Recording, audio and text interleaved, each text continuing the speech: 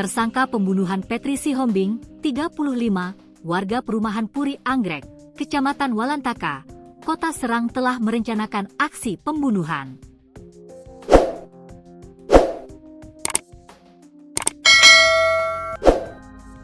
Petri Sihombing dibunuh oleh suaminya sendiri, Wadison Pasaribu, 37, dengan cara dicekik menggunakan kain kelambu.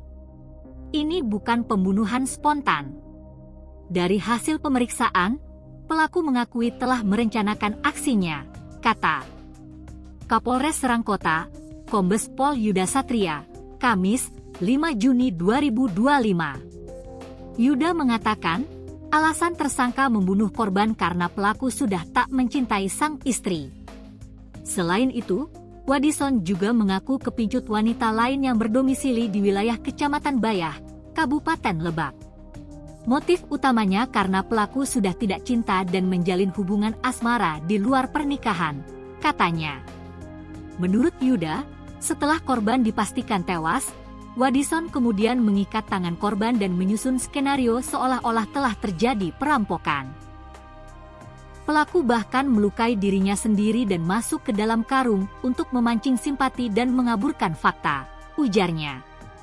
Namun, skenario tersebut runtuh ketika Wadison akhirnya mengaku kepada abangnya sendiri, Herman Pasaribu, bahwa dirinya adalah pelaku pembunuhan. Kuasa hukum keluarga korban, Lambas Tony Pasaribu, membenarkan bahwa pengakuan tersebut langsung ditindaklanjuti dengan penyerahan diri ke polisi. Ia mengaku secara langsung.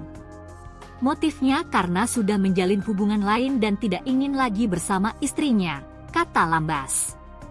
Akibat perbuatannya, Wadison dijerat pasal 340 KUHP tentang pembunuhan berencana, dengan ancaman hukuman mati atau penjara seumur hidup.